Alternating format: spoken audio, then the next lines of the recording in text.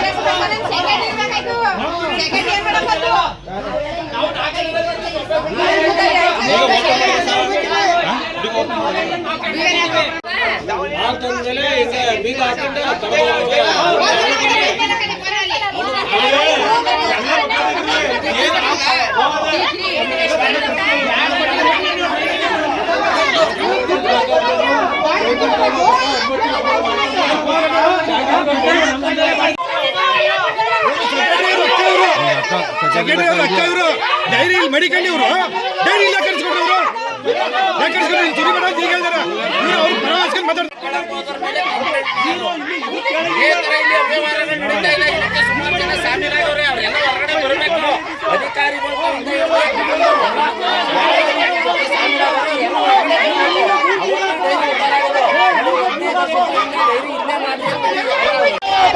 ಎಲ್ಲಿವರೆಗೆ ಹೋರಾಟ ಬೇಕೇ ಬೇಕು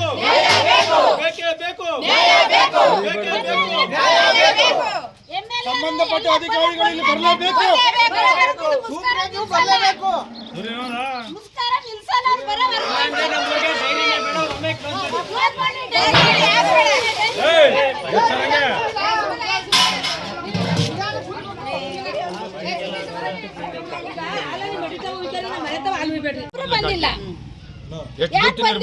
ಈಗ ಹೆಚ್ಚು ಕಮ್ಮಿ ನಿನ್ನೆ ಸಾಯಂಕಾಲ ಈ 3 ಟೈಮ್ಗೆ 721 ಕ್ಯಾನ್ ಹಾಲು ವೇಸ್ಟ್ ಆಯ್ತದೆ. ಅಷ್ಟು ದುಡ್ಡು ಯಾರು ಕಟ್ತಾರೆ? ಕೇಳಕ್ಕೆ ಬರ್ಲಿಲ್ಲ ಅಂತಂದ್ರೆ ಅವ್ರು ಎಷ್ಟು ದುಡ್ಡು ತಿಂದಿರ್ಬೋದು? ಒಂದು ಕ್ಯಾನಿಗೆ 40 ಲೀಟ್ರು 3 ಟೈಮ್ಗೆ ಅಂತಂದ್ರೆ 6 3 18 ಕ್ಯಾನರು 24 ಕ್ಯಾನ್ ಆಯ್ತು. 21ಕ್ಕೆ ಎಲೆಕ್ಷನ್ ಇದು ಮಾಡಿದ್ದಾರೆ. ಡೈರಿ ಓಪನ್ ಆಗಿ 15 ವರ್ಷ ಆಯಿತು. 15 ವರ್ಷದಿಂದ ಒಂದ್ಸಲ ಮಾತ್ರ ಎಲೆಕ್ಷನ್ ಮಾಡಿದ್ದು.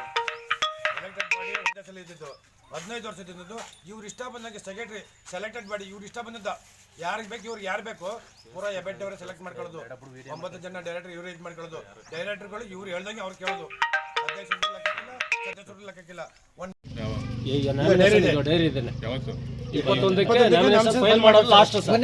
ಮುಂದಿನ ತಿಂಗಳು 1ನೇ ತಾರೀಕಿಗೆ ಎಲೆಕ್ಷನ್ ಐತೆ.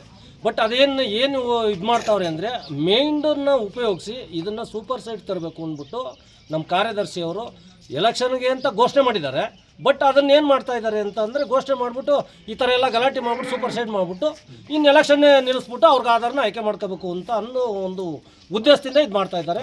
ದಯಮಾಡಿ ಶಂಕರೇಗೌಡ ಅಂದ್ಬಿಟ್ಟು ಚಿಕ್ಕತಾಯಮ್ಮ ಅಂದ್ಬಿಟ್ಟು ಅವರು ಈ ಥರ ಸೂಪರ್ ಸೈಡ್ ಮಾಡ್ತಾ ಇದ್ದಾರೆ. ದಯಮಾಡಿ ಎಲೆಕ್ಷನನ್ನು ಇದನ್ನು ನೀವು ನಿಂತು ಎಲೆಕ್ಷನ್ನ ಮುಂದಕ್ಕೆ ಹೋಗ್ಬೇಕು. ಈ ಗಲಾಟೆ ಎಲ್ಲ ಸಮ್ಮರ್ದ ಮೇಲೆ ಎಲೆಕ್ಷನ್ ಮೂವ್ ಮಾಡಬೇಕು ಅಂತ ನಮ್ಮಲ್ಲಿ ಕೇಳ್ಕೊಳ್ತಾ ಇದ್ದೀವಿ. ಎಲೆಕ್ಷನ್ ಮುಂದೂಡಬೇಕು ಆತ ಬೇರೆ ಕಡೆ ಚೆಕ್ ಮಾಡಿಸ್ಕೊಂಬಂದದ್ದು ಏನು ಮಾಡಿರಿ ಮಾಡ್ಕೊಳ್ಳಿ ಅಂತ ಹೇಳಿದ್ರಂತೆ. ಅದು ಇವ್ರು ಕೇಳಿದ ಸೆಕ್ರೆಟ್ರಿ ಕೇಳಿದಾಗ ನಾವು ಹೇಳ್ದೋ ಬೇರೆ ಹಾಕ್ತಾನೆ ಕಳಿಸು ಬಂದು ಅಲ್ಲಿ ತಗೊಳ್ಳಿಲ್ವ ವಾಪಸ್ ಬಂದ್ರೆ ತಗೋತೀವಿ ಅಂತ ಹೇಳ್ದಲ್ವ, ಹಾಲು ಹಾಕಿ ಕಳಿಸಿಲ್ಲ ಹಿಂದೂ ಕಳಿಸಿದ್ರು. ಅದಕ್ಕೆ ನಾವು ತಡ್ತೀವಿ, ನಮಗೆ ನ್ಯಾಯ ಬೇಕು, ಬರಲಿ ಎಲ್ಲರೂ ಅಧಿಕಾರಿಗಳೆಲ್ಲ ಬರಬೇಕು ಅಂತ ನಾವು ಕೇಳ್ತಾವೆ. ಬರ್ಬೇಕು ಅವರು ಹಾಲು ನಾವು ಡೈಲಿ 30 ಲೀಟ್ರ್ ಒಂದು ಟೈಮ್ಗೆ ಹಾಕೋದು. 7 ಹಸ ಕರಿತಾರೋ ನಮ್ಮವು. ನಾವೇನು ಮಾಡಿದಾವ ಹಾಲ ಬಂಡವಾಳ ಹಾಕಿರೋದು ಎಲ್ಲಿಂದ ತಂದು ಹಾಕೋದ ನಾವು. ಅದು ನೆಂಬೆ ತಂದು ನಾವು ಹಾಕಿರೋದು ಏನು ಮಾಡೋದು ಹೇಳ್ರಿ ಇವಾಗ. ಅದು ಬಂದು ಕೇಳಬೇಕು ಸೂಪ್ರೈಸರಲ್ಲಿ ಯಾರಲ್ಲಿ ಬರ್ಬೇಕು ಇಲ್ಲಿಗೆ ಬಂದು ನಮ್ಗೇನು ರಾಜಮ್ಮ ಬಂದು ನಮ್ಗೆ ನ್ಯಾಯ ಕೊಡಿಸ್ಬೇಕು. ಅಲ್ಲೇ ತಗೋ ಕಟ್ಟಾಕ್ತೇವೆ ಮತ್ತೆ ಅಲ್ಲೇ ಸ್ಟ್ರೈಕ್ ಮಾಡ್ತೇವೆ. ಪಾಂಡವಪುರ ಇಲ್ಲಿ ಆಗ್ಲಿಲ್ಲ ಅಂತಂದ್ರೆ ಮುಂದೆ ಇಲ್ಲಿ ತಗೊಂಡೋಗಿ ಇವತ್ತು ಸಾಯಂಕಾಲ ತನಕ ನೋಡ್ತೀವಿ.